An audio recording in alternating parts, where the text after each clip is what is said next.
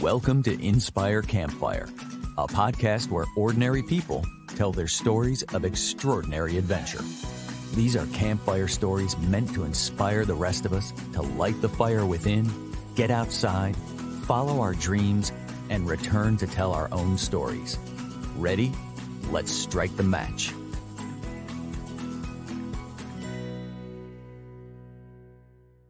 Welcome to the show. I am your host, Scott Wurzbacher, and today we're going to talk about what it means to become a digital nomad.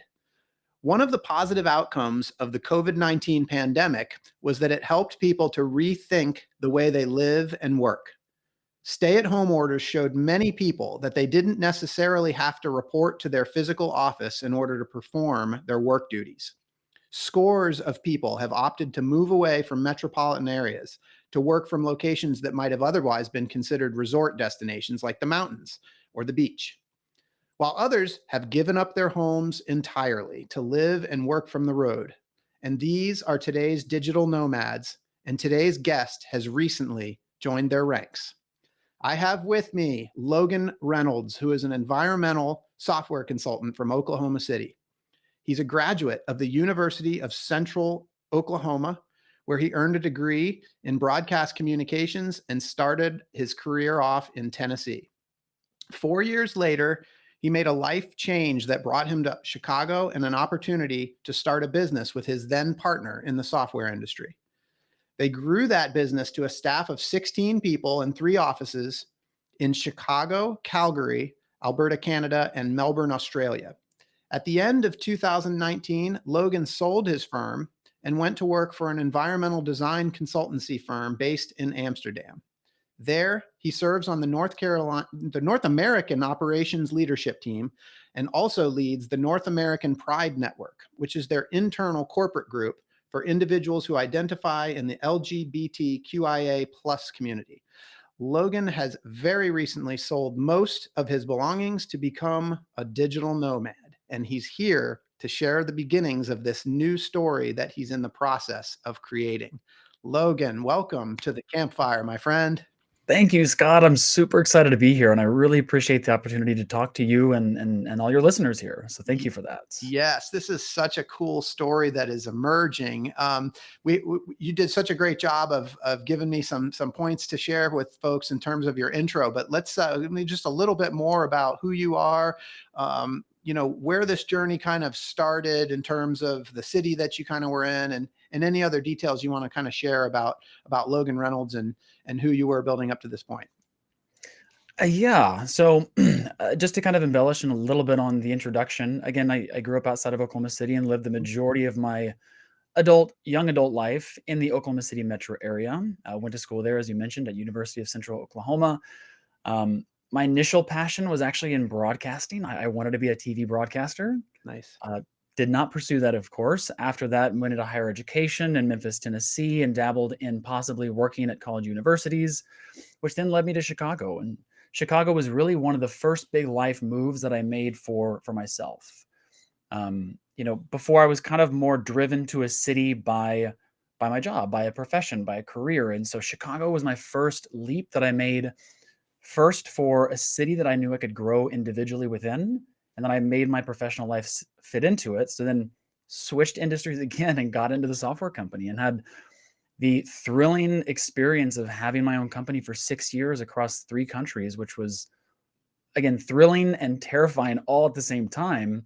But it was really a major growth opportunity for me professionally. And like you said, now I sold that company at the end of 2019. And I know I'm not really living in Chicago anymore because I was there for 10 years. So I'm currently in Oklahoma at the moment, which is where I'm from, visiting and reconnecting with family. So I'm experiencing and trying to embrace that whole digital nomad life. And so when people say, like, where do you live? It's like, I kind of live wherever my suitcase is at right now. And that's Oklahoma City. Yeah. So just for folks that maybe haven't heard the term before or aren't familiar with it, let's talk about what it means to be a digital nomad.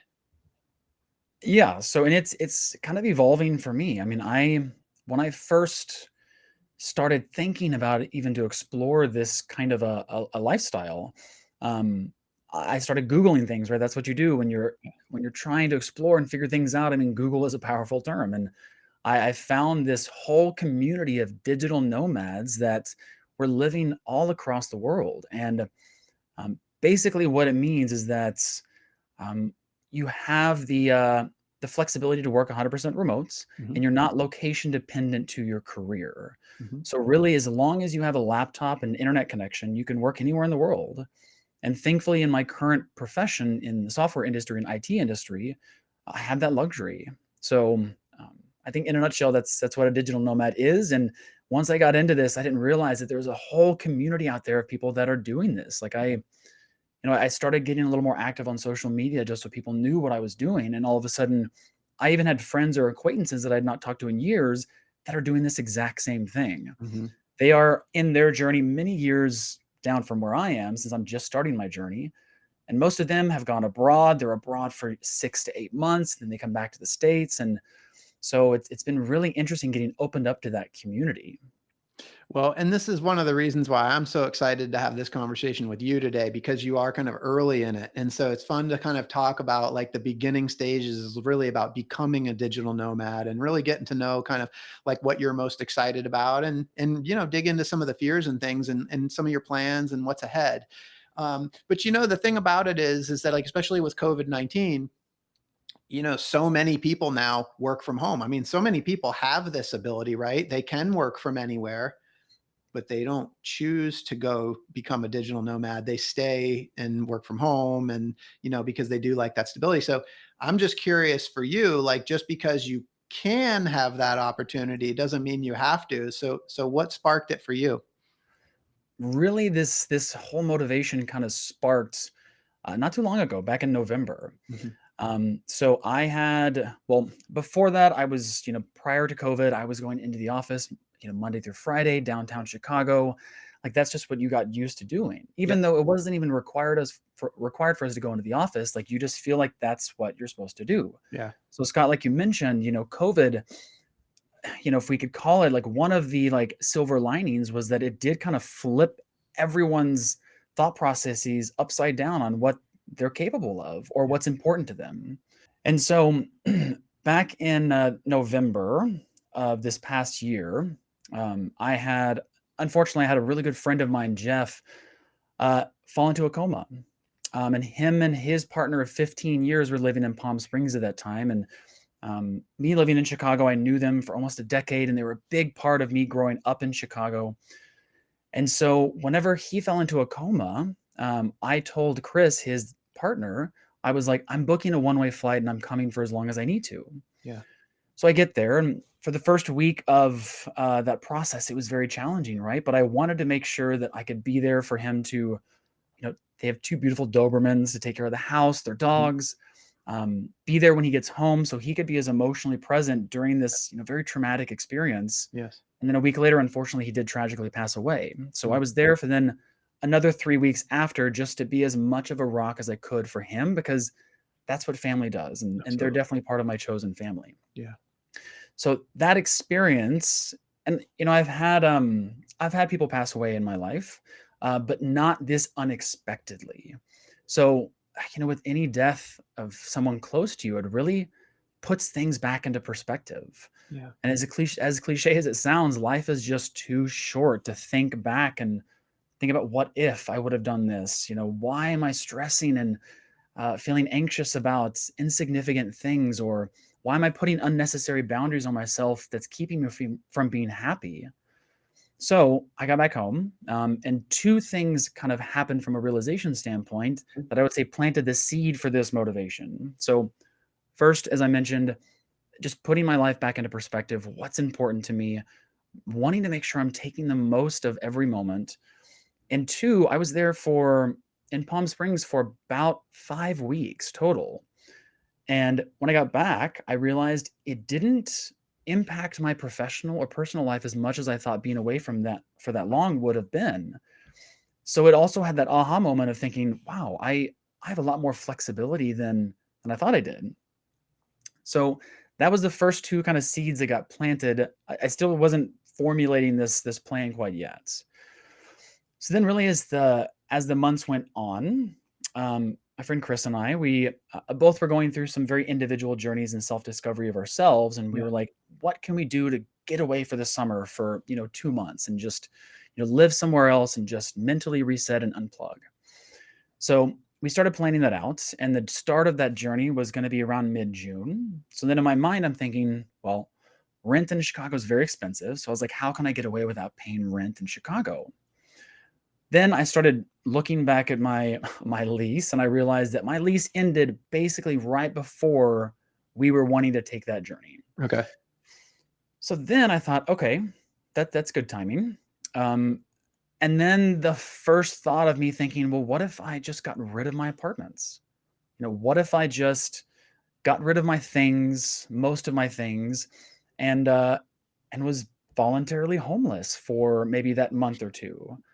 And then I thought, what if I just kept going? What if I didn't plan this out and just thought, well, I could move from this location to this location? And of course, inherently, all my thoughts were feeding in to say, like, you can't do this. Like, this is not something that is, efficient or smart. But really, after that, so many things started falling into place to where I had an opportunity to store what stuff I do still have in Chicago for free at a friend's house there in Chicago. Um, I remember looking around in my apartment at all the stuff that I had, which, you always think brings you happiness, but then I started realizing what really makes me happy are my relationships that I've built and that I maintain and those experiences. Mm-hmm. So at that point, I made not yet a conscious decision, but I was like, okay, I think I can do this. But there was still a pretty long path ahead to come to that realization. But that's kind of what sparked it. I want to stop you there because I love that you just said like that you hadn't yet made a conscious decision. I mean, everything I'm hearing you say, like you're moving towards this thing, but yet you hadn't actually made a conscious decision yet. And I just think that's Right. so like I love that. I think that's so cool. A couple other things that I picked up on as you were talking is like you were talking about like you went to the office because that's what you were supposed to do. Right. And we have so many things in our lives that are supposed to's. And it's almost like, you know, COVID-19 did kind of give us the checkup on like these supposed to's. And I'd almost say that like supposed to's are like potentially limiting beliefs. And when we catch ourselves like shooting on ourselves, as I like to say, like those are great points to go, wait a minute, like, do I have to do it this way? And then the next thing that you said like 3 or 4 times in a row is what if, what if, what if, what if? And you start asking those questions. And that's where the magic starts happening. So you're like, well, what if I did this? And then something falls into place for you. And what if I did this and something else fell into place? And it's so cool how these things were like falling into place for you. I just love this story. Yeah, it's funny because at one point I kind of felt like the universe was saying, just go for it. Yeah. And I was almost trying to convince myself out of it. It's like I had everything in place to do it.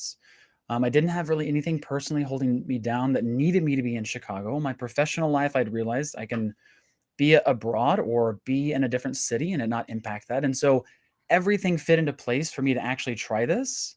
And I thought I may never have this opportunity again. So let's just go for it.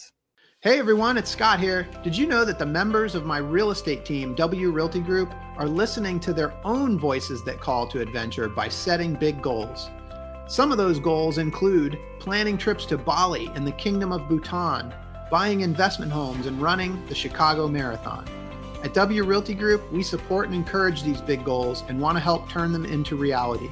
We're currently looking to add new members to the team.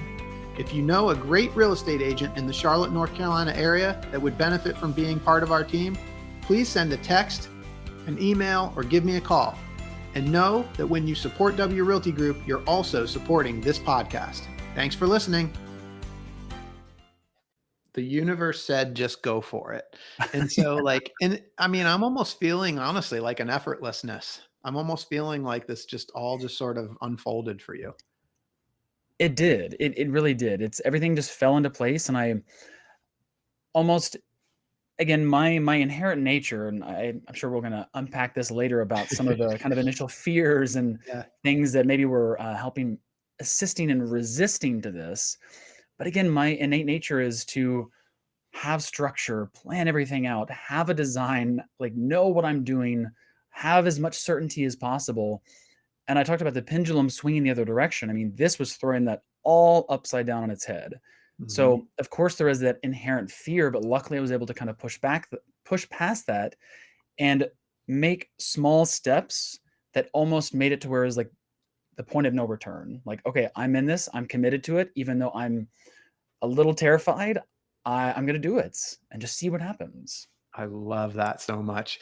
So do you remember when that like subconscious, like all that process became a conscious decision? Do you remember, was there a moment when you were like, okay, yep, I'm doing this? Yeah. So there was, so once all the pieces I mentioned that were starting to fall into place personally, I felt like the only thing that was holding me back then was mentally, right? I was mentally having to push past those barriers and controls I put into place that I thought were making me comfortable. And I remember one day, like I was looking around in my apartment in Chicago, like I mentioned earlier, and I was thinking, you know what? I don't need this. I don't need this stuff. We always think that getting the nicest car and having the nicest apartment and dressing so well and having so many things is what's going to bring you happiness. And it may for a short period of time, but after a while, humans inherently just get bored, right? And you get used to that lifestyle. So I remember looking around in my apartment and just realizing that the stuff is not what makes me happy. Mhm. And then I had this kind of thought again of I want to invest not in more stuff, but in experiences. And I'd been procrastinating signing my lease off to my place in Chicago for, I mean, I would say a good couple months, because as soon as I did that, it was a point of no return. And that was one of the days I was like, you know what? Just go for it. Like, you know what you want to get out of this experience. For some reason, you're trying to talk yourself out of it. Like I said, the universe is saying, just go for it. And the next day I signed the lease off in my place and I was off to the races. At that point, I knew it was happening. So So that was really it for you, is like the physical signing of that release on your lease was basically like what sealed the deal. yes, it was like I said, it took me, I would say, good 2 months to like finally send that email and finally sign that document, because that was the last mental block that I had. But when I did, it was really showing me that, okay, I'm doing this. Yeah. Whether I'm ready or not, I'm doing this. Yeah. All right. So like again, you kind of talk about the universe just sort of like, I mean, like it's like, here you go. Go, here it is. This is right here for you. But then you said you had these mental blocks. So it was almost like, universe is handing this to you, but you had this mental resistance. And I'm just curious if you could share like what some of those mental blocks were, or what was some of the resistance that you experienced? I would say that a lot of it is based off of society's way of thinking that you have to live a certain way, right? That, as you grow up as an adult, there's, these kind of norms or standards that are kind of imposed on you, right? That is supposed to be the traditional path for anyone, a young professional, man, woman, it doesn't really matter. There's so many societal pressures to act a certain way, live a certain way, be a certain way. And also, I think, again, living in a capitalist country, it's you unfortunately put a lot of your worth into your job, how much money you make, then how much stuff you have, the car you drive. And so, of course, all of those kind of societal pressures were weighing very heavy on me, right? Because the idea of, I joke, I tell people I'm voluntarily homeless. I've had a lot of people reach out and say, like, "Are you okay? Like, is everything fine? Like, I didn't realize you were in this bad of times." I'm like, "No, this is a voluntary experiment." Yeah. And so those were, I think, some of the initial blocks for me. And again, not taking that many risks over the past 2.5 years, which served a purpose at one point, and realizing that I need to break out of that because it's whether it works out or not from a risk perspective, like, that's to live. Like, you get so much growth out of either failing or succeeding, but I feel like inaction and just staying the course is much more detrimental to your overall long-term growth. Yeah. Oh man, I love it. Okay. So the thing about this podcast is we love to explore sort of, I call it the voice that calls us to adventure. And then, the resistance that you experience along the way and these mental blocks. Um, there's supposed to's, right? There shoulds, and they're like these are some of the things that you kind of opened your mind to and sort of pushed past, essentially. So I'm just curious, like this voice that calls us to the adventure, is this how would you kind of relate that to like the universe saying, hey, here you go, it's ready for you? Is that kind of one of the same, like, is that the same thing? Yes, I would say so. I mean, I say the universe, it's really yourself, right? Yeah. Um, it's your ego. Your ego can be a very powerful thing, and it can be your biggest motivator and your biggest restriction in life. Um, and I think that I also rely a lot on other mentors, like in my life, whether it's close friends or family members or authors that I, admire a lot. Like, one of my favorite, I'm a big Brene Brown fan. And Nice. Me one of too. She's my great. favorite, yeah, one of my favorite quotes is she talks about that vulnerability is the birthplace of creativity, innovation, and change. Yeah. And so when you have that courage to really step outside your comfort zone, be vulnerable, whether it's having hard conversations with people or yourself, I think that's where, again, that great change can happen. So for me, I know I say the universe, but it was really just myself kind of talking myself through the whole process. And I journal a lot as well. And it's funny when I'm journaling, I kind of flip from first to third person where kind of talking about my experience. And then I flip to motivating myself about my experience. And I think that's what really helped me kind of get through this is to stay as emotionally present as possible, listen to that voice, um, be very analytical and have be as mindful as possible. So that mindfulness, and I'm big into meditation as well. Cool. That's really helped me tap into that voice that whenever it's saying, don't do it because that's what you used to do. That's when I push forward and think, okay, let me explore this further. There is a lot of wisdom in like the last 30 seconds of what you just talked about between the journaling and the meditation. There's actually some research that I read about recently about talking to yourself in the first person versus the third person and the effects that can have. So that's super cool. And I love hearing that you've actually been able to use that to make some of these decisions for moving forward. So Mhm. before we dive into sort of your plan for where you're going to go and what kind of your plan for this whole experience that you're embarking on now, I do want to also touch on something that you and I have in common, which is sort of this need for structure and planning. And like, I'm all about that. I'm a very analytical person, and I definitely love to have plans in place. And I thrive on certainty. I love the variety and the uncertainty, but I definitely have to have that foundation of certainty. So I'd love to just kind of to hear a little bit about that. And this, you said I need to take more risk. And I guess I'm just curious, like, what is fueling that need? Is there a voice inside that's fueling that as well? This need to take more risk. Uh, yes, because after spending so many years of not taking risks, I started um, I started feeling just stagnant. I felt like I wasn't growing. I felt like I wasn't moving forward. I felt like I wasn't learning a lot of new skills or new ways to live or life. I really did realize that again, it served its purpose, but then I knew that I needed a change. And I will say one great thing that's out of this whole experience, even prior to this, back in 2020, and it was rough for everybody. I had a very challenging 2019, back that up to 2020. 2021 is also where I found therapy. And therapy was, I'd never done it before. And for some reason, there's like therapy in your mind, it seems so taboo and like you're accepting that something's wrong with you, but that's not the case. Like, you know, you go do yoga, you go to the gym to make you physically healthy. Like, why wouldn't you go to a therapist to make you mentally healthy?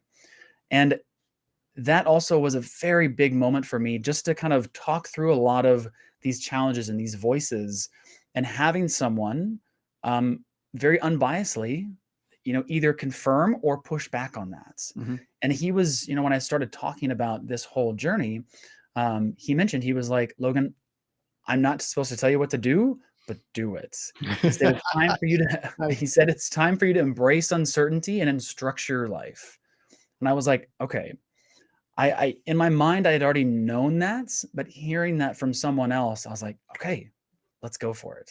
So that was a big component for me as well. That was a big motivator for this. Yeah, and you know, the therapy piece, I think that's great. I think, and you know, it comes back to pushing past the shoulds. You mentioned a taboo, like you mentioned therapy itself being a taboo, and so just like by virtue of working with a therapist, just by doing that, you're pushing past that taboo, Yeah.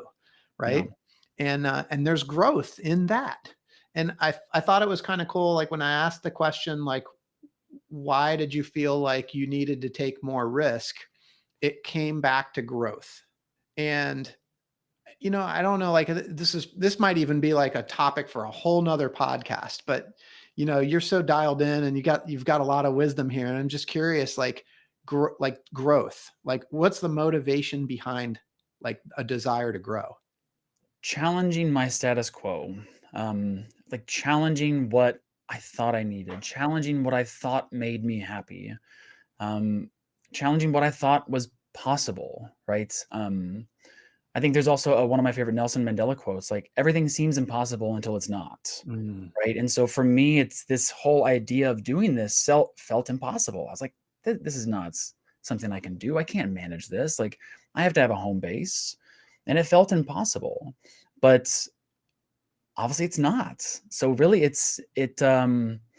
I think that motivation for growth was really driven by just challenge myself to do something different that I would never normally do in my kind of regular day-to-day life, knowing that it's going to be challenging. I mean, I would love to say that the past 2 months have been just, you know, perfect and everything's been so happy and wonderful, but it has, but it's also come with its challenges. I mean, I've been on the road now for about 2 months, so you're kind of catching me on the beginning stage of this journey that I'm on, and I really feel like I'm kind of in still that breakdown phase to where, like, I am breaking down a lot of those controls that subconsciously I feel like I just need to hold on to, right? And so, yeah, it's I've had my ups and downs, but I'm also just learning that that's part of the process. I mean, yeah. I've had many moments where I was like, did I make the right decision? Like, did I commit to too much that I can handle emotionally, mentally? But I try to lean into that and ask why and what's the worst case scenario? What's the worst that could happen? Yeah. And once I really analyze those feelings, and that's where again a meditation comes into play, and you realize you're not your feelings. Mhm. They're happening for a reason, recognize them, and then you can respond to them in a more healthy way. So that was a big component as well, just in realizing that nothing's impossible. That sounds so cliche, I know, but it's like it really is. I mean, nothing's impossible until you just go for it. And maybe it doesn't work, but at least you tried it. So Man, I love that so much. You're making what was previously impossible possible, and there's huge growth in that, and there's huge fulfillment and satisfaction in that. yeah.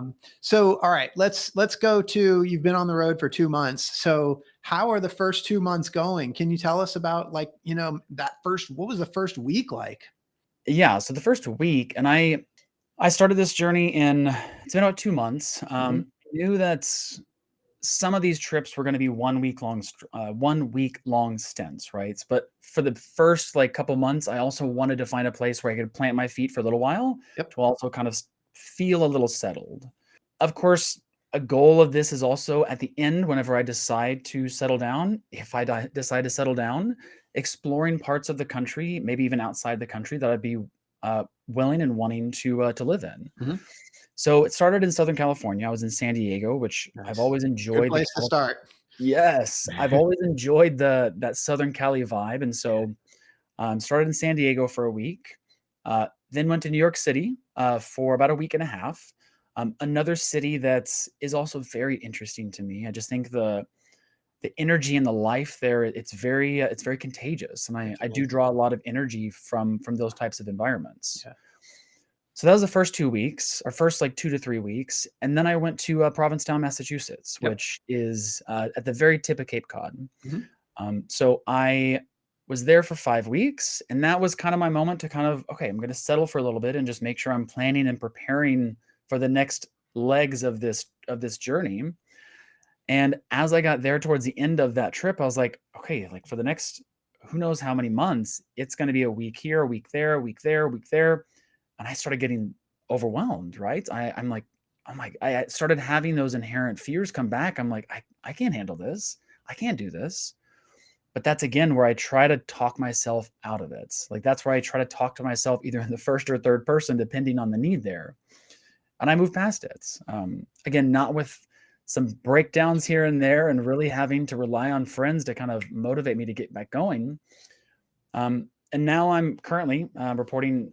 I was lucky enough to have two friends that have a professional podcast studio. So I'm reporting Nice. from there back in Oklahoma. Nice. And I'm here in Oklahoma visiting family because it had been way too long since I'd been back. Reconnecting with old friends and family members that I hadn't seen for years that, now have multiple kids. But, even if you go for very long periods of time without speaking to like someone who used to be maybe one of the most important people in your life, it doesn't take the value away from that relationship. Mm-hmm. So we were able to pick just right back up. From there, or from here, I then go to San Francisco, also exploring California, just now Northern California. Yep. Back to Chicago for a little bit just to kind of resettle again and kind of just reconnect again with my old Chicago crew, which I haven't seen in over 2 months. And then I'm off to Greece for a week and a half. And that takes me until the end of August. And again, something that I've consciously done, which is exciting and terrifying, is that I've only booked a one-way flight to Greece as of now. Sweet. I've not booked a return trip. And I'm trying to be open to inspiration driving me. That's maybe I want to rent a camper van and drive throughout Eastern Europe, or maybe I want to take a stop into like Amsterdam, where my company is based out of, or do a solo trip somewhere. Because that part of this journey, I do want to make sure that I have a solo adventure where it's me and only me, and I embrace being alone and find a way to enjoy that. Yeah. So then that gets us into September, and I've left that open by design. There's a couple I of love things that. that I'm exploring, but I didn't want to plan it out so far in the future. Like I said, I want to let inspiration take me, but I've got a few other options I'm exploring for September and beyond. So That's awesome. I think I do want to kind of hear a little bit about what's on your like wish list, but I'm curious in terms of the planning. It sounds like, well, P-Town was 5 weeks, but it sounds like you're kind of doing like a shorter periods of time. Like you're not going places for months at a time. It's like week here, a week there. Do you think that's kind of how this whole thing is going to play out? Do you think you'll start staying in places for longer periods of time? I've learned that I need to, I would say, mix that up, right? Yeah. I think that the next few weeks are going to be, quick trips. Mm-hmm. But, one of the things I'm exploring in September is that once I dove into this digital nomad community, I realized that there are also a lot of companies out there, travel companies that plan long-term trips for digital nomads, and a lot of times within in a foreign country, but a lot of times in a similar time zone as the US. So I'm exploring a few of those to where, realizing that I could have a company plan the majority of the trip, housing, everything, and I could live, in Peru for the entire month of September. And the crazy part is that it would be cheaper to do that than the rent I was paying in Chicago. So that also kind of flips my mind to think like financially, it almost makes sense too. Yeah, So and I wanted to hit that point too, because it's something that you and I talked about on the very first call that we had when we were first getting to know each other. But like the financial piece, I mean, people could listen to this podcast and just go, oh, he sold his business and he's got all this money, he can do all this stuff. But like you shared with me that, a lot of what you're doing is inside the budget of what you would have been paying for rent in Chicago. So can you talk a little bit about like the financial management piece of all of this? I think it's more doable than people think. right. And that was another mental block for me, right? Because you do think financially, if you're traveling so much and it seems again impossible. It doesn't seem like a smart decision. So I really started looking at, my expenses to live in Chicago, which, Chicago is not an inexpensive place by any Right. means. So the rent I was paying, the things that I was doing, going out to eat, still doing some travel from Chicago here and there. And then when I realized I could drop that monthly expense in Chicago and put that towards these experiences, and know too that I do feel very lucky that I've got a good community of friends in Mhm. many different parts of the country that have already told me that, if I need a home base for a week or two just to resettle, I have that as an option. I've taken advantage of staying with friends. So a lot of even my living situations, um, I'm not investing a lot of money in those living situations. And so then that money I was paying for in Chicago, I can put that towards future expenses or future adventures that I know I am going to be paying for. So it's a lot more realistic than I thought it was going to be. And to be honest, as I started mapping out even these first 2 months, I actually broke a little under even from what it would have been if I was staying in Chicago. That's amazing. That is so cool. All right. And so also like accommodations, like the kinds of places that you're choosing to stay in, and then also how you're balancing, like you have a job. Like where do you go to do your work? Like how are you managing all of that? Which has also come with its challenges, right? And Mhm, I'm very lucky to work for a company that gives this flexibility. mhm. I remember whenever I was contemplating this, I messaged my boss. It was, you know, early this year, well before I was still like committed to doing this. And I told my boss, I said, "Hey, I just want to let you know that for the majority of the summer, at that time I was just thinking 3 months. Now I'm thinking indefinitely until I feel Yeah. like I'm ready to settle." But I said, I just want to let you know I'm gonna not be residing in Chicago for the large portion of the summer and possibly for the remainder of the year. And he responded back with, "Logan, I want you to live where it makes you the happiest." And right there, I was like, that's another reason why I stay with this company. Mhm. Because I'm a firm believer that people don't leave companies, they leave bosses. And a Yeah. boss can really make or break your entire experience. So, do I love everything about my job? No, but no job is perfect. Yep. But that was one of those moments that I thought, okay, I can do this. Yeah. Or I thought, like, okay, I've got the support from my professional side because I am working full time. Like, this Yep. is not, some people think that, how are you taking off like for 3, 5, 6, 7 months? I'm Yep. like, I'm not, I'm Yep. working still full time. And I did a lot of trial runs when I was living in Chicago, getting familiar with working in untraditional spaces. Mhm. I've got to engage with customers. So, like working in coffee shops is always not conducive with Right. background noise. But I spent a good month really honing in on what I needed for my mobile workspace, like having a portable second monitor, having enough like charging utilities that if I don't have access to plugs, like I can recharge my laptop without that access. And I did a lot of trial there. Even I did some additional domestic traveling before I embarked on this. And I also used that as a way to test things out, right? Mhm. So it has comes with its challenges. And each time I go to a new place, I do need to find somewhere that I'm comfortable with. Luckily in P Town, they did have a co working space that I could rent a desk from that they have specifically for people from out of town. So Nice. that was perfect. So Yeah. my daily commute, just biking, up the beautiful streets of P Town every morning was wonderful. So Love that. Cool. And so like accommodations, where are you typically staying? Or is it kind of a mix? it's a mix right now. So the first couple trips have been with friends. Good. Yeah. I'm now staying with family. Mhm. Provincetown, uh, we did get a long-term Airbnb, so we Yep. were living out of an Airbnb for those 5 weeks. Mhm. Going forward, it is going to be some Airbnbs there, here and there. Back in Chicago, I've got friends I'm going to stay with. Greece, of course, we've got a place we're going to stay with there. But then beyond that, I'm also trying to push myself beyond what I feel like I need for accommodations as Yeah. well.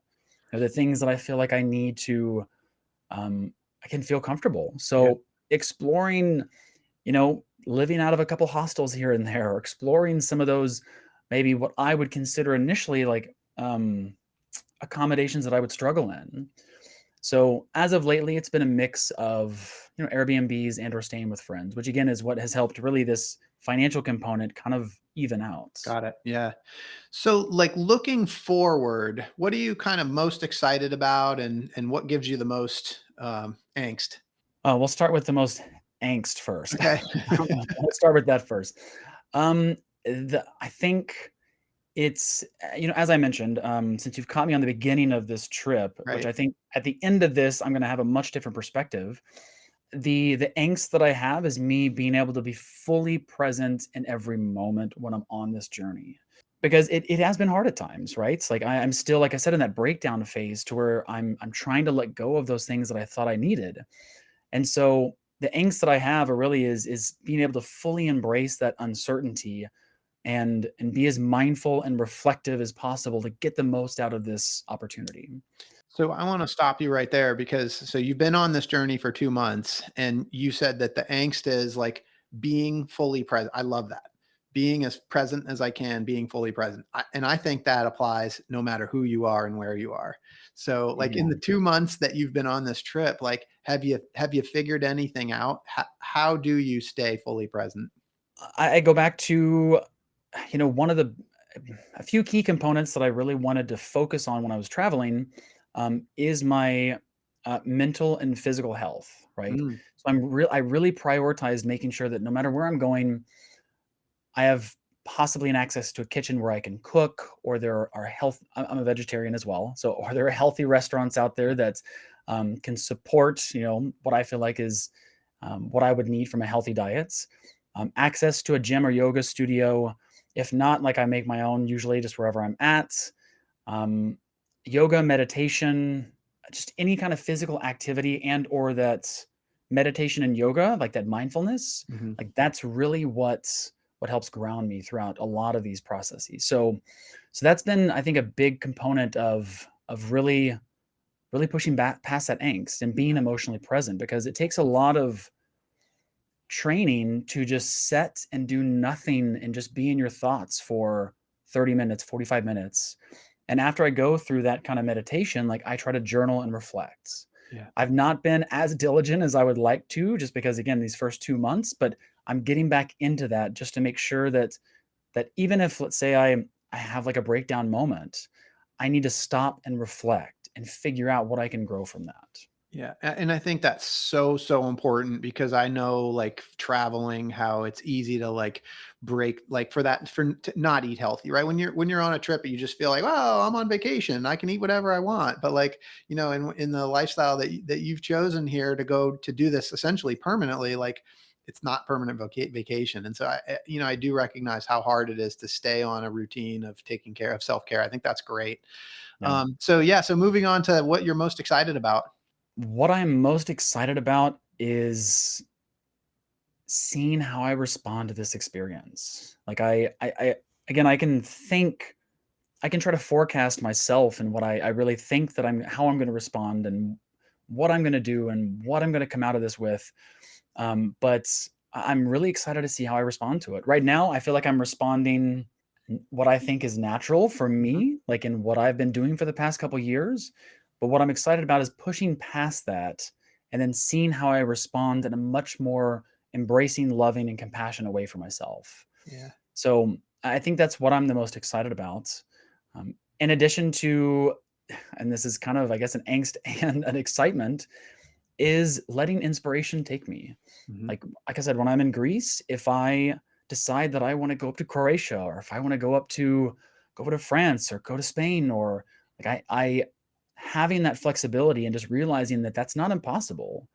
That's something that, even though it does induce some fear, that's also some of the most exciting components, is just realizing that I can do these things as long as I can push past and build up that courage. Like I have that flexibility and I have the ability to do it.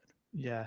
I gotta tell you, I really love that answer because, you could have said, well, I want to see the world. I want to see the mountains and I want to see the beach and I want to see like, and I'm sure that that some of that is part of the motivation because, we all want to see that. But your answer really was more around the self curiosity. I love that you said you want to see how I respond. And so it's like this curiosity about yourself and really, and it comes back to the growth. And I just think, man, I think that's so cool. Wow, like this has been so awesome. So I wanna finish with a couple of questions, and really, I think I'm excited to sort of follow your journey. You're 2 months in. We're just getting started.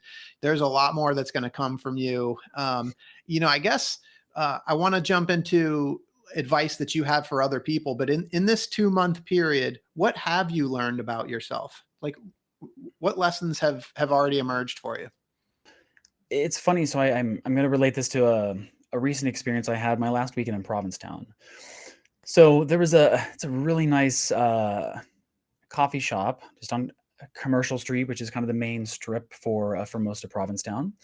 And I would go there on occasion to do work in the mornings, and it's always usually very busy. Mhm. And I sat down one morning and I had an individual that was sitting right next to me, and then a friend showed up across from him.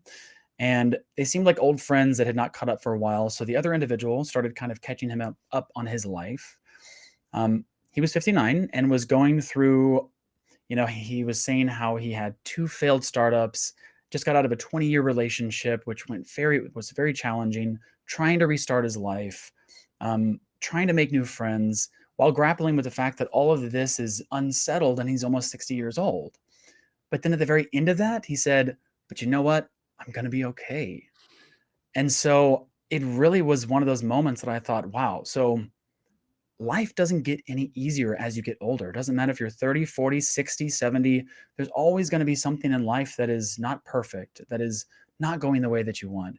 But it's all about how you respond to it. Mm. And it's funny because naturally they were sitting right next to me, so I was passively eavesdropping. But then when I started hearing, I started actively eavesdropping because it really just reminded me that, again, life is too short. It's not worth it to stress over past mistakes, and it's worth it to take risks even if they don't pan out the way that it should.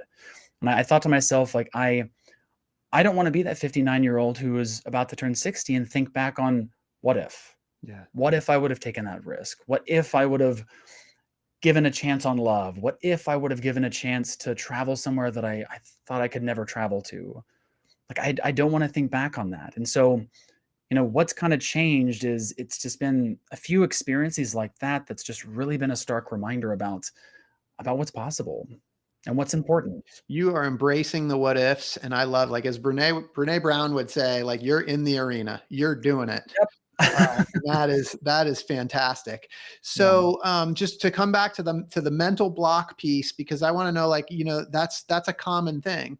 And so for people that are listening that, have felt that call to adventure, have felt that call to do something, maybe not to sell everything and to become a digital nomad, but want to go embark on some kind of journey, and they've asked these what if questions, but they're experiencing those mental blocks. What advice do you have? Uh, kind of what I was going through in my mental gymnastics while I was listening to the individual at the coffee shop. It's once you start feeling uncomfortable, lean into it and explore it. Mm. And again, ask yourself, what's the worst that can happen? What's the worst case scenario? I mean, that was what my therapist kept telling me when I was almost trying to convince myself not to do this. Was he said, "Logan, what's the worst case scenario?" And I started thinking through it, and I was like, okay, well, it's actually not that bad, and everything is temporary. So also realizing that, taking that risk doesn't mean that it's permanent. Mm-hmm. Like in this, I told myself, I was like, I could get on the road and a month later say, nope, not for me, and move back to Chicago. Right. But also that safety net, I was like, okay, well, that's worst case scenario. Best case scenario is I love this. I continue traveling for as long as I feel like I'm getting something out of it, and I come out more resilient than ever. So I would say once you're faced with some of those uncomfortable thoughts or things that you feel like are impossible, pause and really reflect on that, because that's where I really think you're going to uncover your true capabilities and what you're really possible of. Great advice. I love this. I love this journey that you're on. When you're going to travel, you're going to go to Greece. You got a lot ahead of you, Logan. And there's going to be people following this story. And someday Hollywood is going to make a movie about this story. And I want to know, when they do, who's going to be the actor that plays you in this movie. It's funny because I feel like when I think about, I feel like when it comes to like actors or celebrities, you have some of these like parasocial relationships, right? Where it's like you feel like you're connected to them, but they don't even know you exist. Yeah.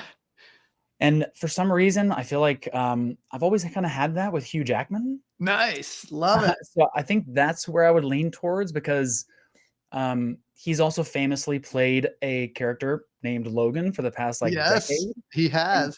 Yeah, and growing up as a kid, I was a huge X-Men fan. Awesome. And so I remember going to like one of those, conferences, and I got a picture with Wolverine, and he was like, oh, my name's Logan too. And then it's like, I was sold. That's And then whenever amazing. Hugh Jackman stepped in, I was like, okay, that's He's it. perfect. That was a good one. I love it. So what's your movie going to be called?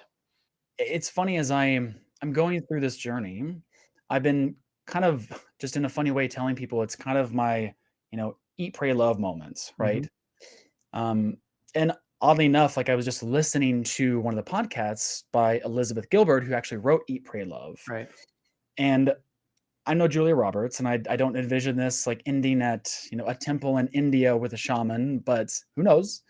So can't take that title, but I think it's very applicable.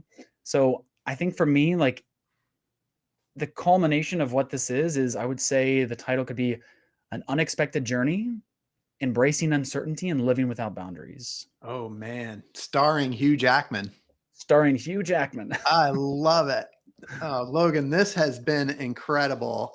And I just am so grateful that you spent the time with me today. And for those listening, I hope that you've been inspired today as much as I have. I hope that Logan's story has encouraged you to listen to the voice inside that calls you to adventure, because we want to hear your story next.